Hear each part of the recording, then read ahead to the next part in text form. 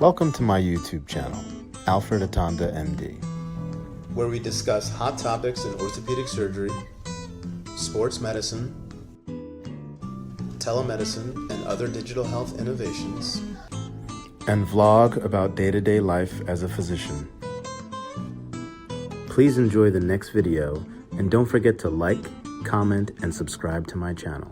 It's been a long time since I've made a video, and the pandemic is still going strong, and it's given me a lot of time to read and reflect and think.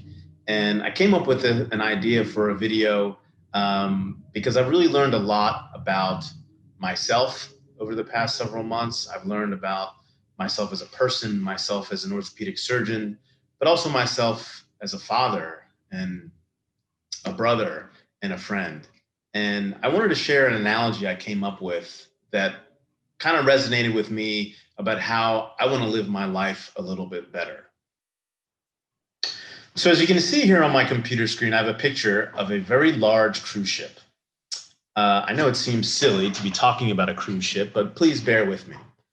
I've actually never even been on a cruise, but I do know that cruise ships are very, very expensive.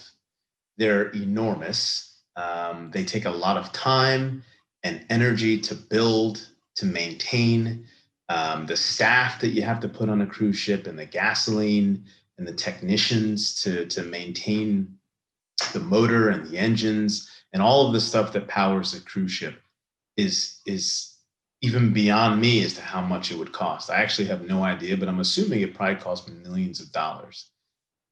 The good thing about a cruise ship is that even though it takes so much time and energy and resources to build it, to produce it, and to maintain it, they're actually quite sturdy. And, there's not much that's really going to get in the way of a cruise ship unless, unfortunately, you're the Titanic. But all jokes aside, these things can weather through any storm. There's not much that's really going to get in its way. There's not much that's really going to knock it off course. Even horrible weather, hurricanes, for the most part, they can withstand that. And, they may take their bumps and bruises, but basically they'd probably come out unscathed. The downside of a cruise ship is that, it doesn't change course very easily. If you're petering along in the ocean and you wanted to maneuver and turn, it would probably take a lot of energy just to even change off course a few degrees or even turn around. So it's not the most maneuverable vessel that's out there. Now, you have a picture here of a jet ski, which is basically the direct opposite of a cruise ship. Now, jet skis are small. They are relatively cheap compared to a cruise ship or a large vessel. They are easy to maneuver, meaning you can change direction and spin and change course. Your average person could probably afford one very easily. It probably doesn't take much gasoline to maintain it. It probably costs a little bit of money to fix it and repair it. You may have to find a specialty mechanic, but it's not going to be anywhere near the cost and the amount of resources as you would need for a cruise ship. And jet skis are fun. They are at all docks and resorts. You can rent them, you can buy them, you can get on and off them very easily. It doesn't take a lot of energy to drive one, and you don't even really need special training to operate one for the most part. I've even driven one of these things, and I've had a great time. So I have these two photos side by side, and you're probably wondering why. Like, what am I getting at? What am I talking about? So when I've been reflecting over the past several months through COVID, and again, thinking about myself, thinking about my career, thinking about the personal journey that I've gone on in the past couple of years, I feel like a lot of people out there live their lives similar to somebody would ride a jet ski. We often take the easy way out. We often find the most sexy, the most appealing thing that takes very little energy, that can maneuver and you can get on and off of it very easily. And it doesn't take a lot of authenticity, and it doesn't take a lot of being bold and open and honest and the hard work of really living your life in a wholehearted way, similar to getting on and off of a jet ski. The cruise ship, on the other hand, takes so much work and so much energy and so much time and so much resources that when we live our lives, we often shy away from the things that require a lot of work. We shy away from the things that make us uncomfortable, the things that we fear. We shy away from the things that we don't think we're supposed to be, or we don't date the person or marry the person that we think we should marry, or we don't take that job that we think we should have, because we put a lot of things up on a high pedestal. And in this world with social media and instant gratification, I think a lot of us gravitate towards those things that are very easy.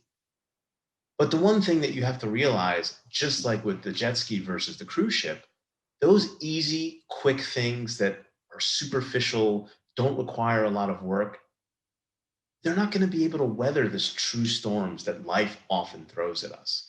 They're not going to be able to withstand all those bumps and bruises that come along the way of just living your life. And this is something that I realized the hard way. And for the past decade, I feel like I've been living my life similar to the analogy of a jet ski. I've been taking the easy way out. I've been looking for things that don't require a lot of work. I haven't really been true to myself and who I am because of fears and anxieties and a lot of the work that goes into being your own authentic self. And something that I want to stress to all of you out there is that it's a real beautiful thing when you can come into your own and really accept yourself for who you are. And I think it takes a lot of courage and a lot of bravery to accept yourself and do the things that truly bring you joy and work at the place that truly brings you joy and spend your time with people that bring you joy and accept you for exactly who you are. It takes a lot of energy and a lot of effort to put a version of ourselves out there that we think the world needs to see. And I think in our society and in our culture, that's a very common thing that a lot of people do. And what I've learned with this little silly analogy is that sometimes being yourself and being true to yourself and being your wholehearted self, even though it's hard, it takes energy, it takes work, it takes time, it takes resources, that's going to be yourself that withstands anything that life has to throw at it. That's going to be yourself that can withstand and weather any storm, even though it takes a lot of work, even though it is going to be draining at times. It's the right path for the long haul in terms of living your life to the fullest.